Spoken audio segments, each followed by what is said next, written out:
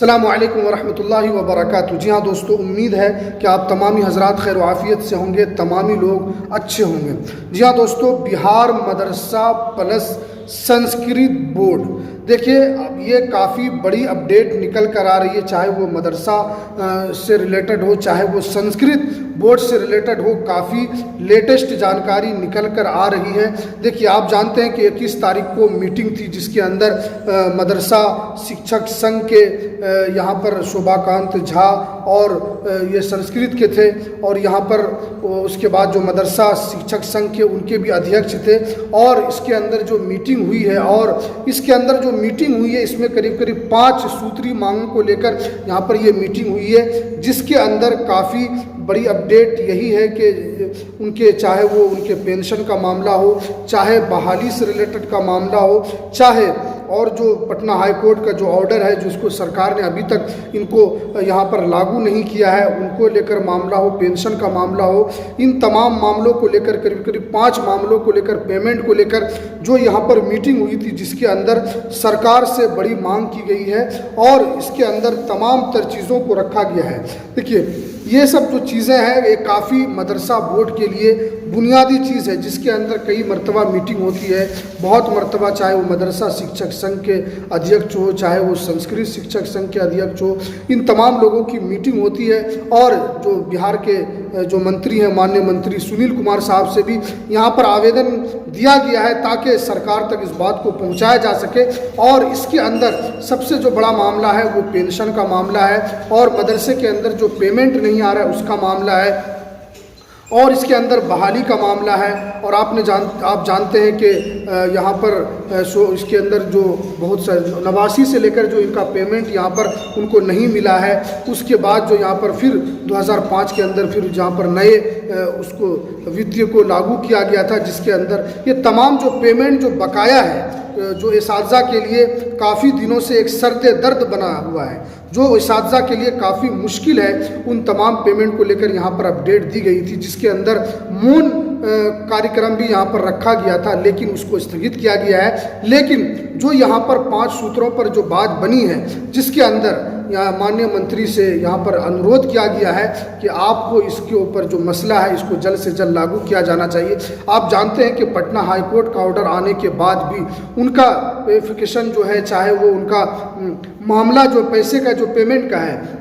उनको यहाँ पर ब्याज के साथ देने के लिए कहा गया था, लेकिन सरकार ने इसको अभी तक लागू नहीं किया। या तो सरकार इसके अंदर देरी कर रही है, या सरकार का जो मंशा है वो नहीं देने का मंशा है, या इसी तरह जो इसातिज़ा का जो पेमेंट है इसी तरह रोक कर रखने का मंशा है। क्योंकि आप जानते हैं कि बिहार के अंदर विधानसभा चुनाव है और इसको लेकर बहुत सारी मांगें हो रही है और बहुत सारा काम यहाँ पर हो भी रहा है। आप जानते हैं कि चाहे वो उर्दू स्कूल के अंदर बहाली का भी मामला यहाँ पर निकल कर आ रहा है, उसका भी बहाली होने वाला है, लेकिन जो मदरसे का जो मामला है वो जूं का तूं इसी तरह अभी तक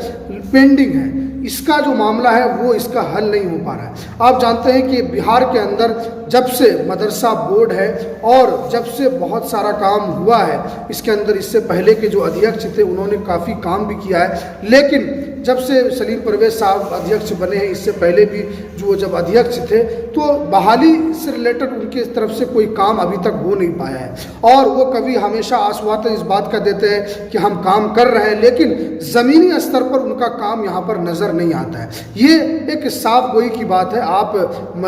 एक मदरसा बोर्ड के आप चेयरमैन हैं और आपसे मुसलमान यही उम्मीद करता है कि आप बहाली से रिलेटेड जो मामला जो फंसा हुआ है उसको सबसे पहले आप उसको मामले को आप ख़त्म कीजिए, यानी बहाली शुरू कीजिए। पेमेंट का जो मामला फंसा है उसको आप जल्दी से जल्दी यहाँ पर पेमेंट दीजिए, और जो मदरसा यहाँ पर लाइन में लगा हुआ है अपग्रेड के लिए उसको आप अपग्रेड कीजिए, और मदरसे के अंदर जो मूल सुविधाएं हैं जहाँ पर इसातिज़ा की कमी है उस कमी को दूर कीजिए। और जो सबसे बड़ा जो मसला है, जो पेमेंट का मसला जो फंसा हुआ है, बहुत सारे मदरसे ऐसे हैं जिनकी जाँच हो चुकी है, क्योंकि माननीय हाईकोर्ट की तरफ से यहाँ पर जो आदेश दिया गया था कि इन तमाम मदरसों की जांच की जाए। उन मदरसों की जांच होने के बाद भी, क्योंकि अभी तक जांच मुकम्मल हो चुकी है और उसकी रिपोर्ट भी शिक्षा विभाग को दे दिया गया है, लेकिन ये एक लापरवाही, चाहे वो अधिकारी की लापरवाही हो सकती है या इसके अंदर कोई मिली भगत है कि जो इन तमाम चीज़ होने के बावजूद भी अभी तक उनका पेमेंट यहाँ पर जारी नहीं किया जा रहा है। हो सकता है कि सरकार की तरफ से किसी तरह का दबाव हो कि अभी इस मामले को यहाँ पर इसी तरह ठंडे बस्ते में डाला जाए, या सरकार चाहती है कि चुनाव के करीब में इन तमाम मसले को हल किया जाएगा ताकि हमें इसका वोट भी मिल सके। लेकिन लोगों के अंदर काफ़ी नाराज़गी है और जनाब सलीम परवेज़ साहब अध्यक्ष बने हैं और उनसे तमाम मुसलमानों की यही उम्मीद है कि आप मदरसे की मूल सुविधा जो है आप उनको बरकरार रखें। मदरसे के अंदर जिस चीज़ की ज़रूरत है आप उनकी ज़रूरतों को पूरा करें, इसातिज़ा की जो ज़रूरत है उन ज़रूरतों को पूरा करें। देखिए, मीटिंग होती रहेगी, मीटिंग से मसला हल नहीं हो पाता है। मीटिंग होती है लेकिन इसके अंदर तमाम लोग बैठते हैं, जो बड़े बड़े ओहदेदार वो बैठते हैं, लेकिन सिर्फ और सिर्फ बात यहीं तक रह जाती है, लेकिन आगे का मसला यहाँ पर हल नहीं हो पाता है। तो अब देखिए जनाब सलीम परवेज़ साहब से काफ़ी गुजारिश यही है कि आप मदरसा बोर्ड के एक अहम ओहदे पर हैं और लोग यानी मुसलमान आपसे यही उम्मीद करता है कि आप उनके हक़ में जितना हो सके आप उनके हक़ के लिए लड़ते रहें। चाहे आप क्योंकि अध्यक्ष हैं, आपके इख्तियारात में बहुत सारे ऐसे काम हैं जो आपके इख्तियारात से हो सकते हैं, आप उस चीज़ को ज़रूर मसले को हल कर सके ताकि जो लोगों की एक उम्मीद है, लोगों को जो एक आसरा है, उस आसरे को आप यहाँ पर बरकरार रख सकें। लेकिन अभी जो ये मीटिंग हुई है 5 सूत्रों,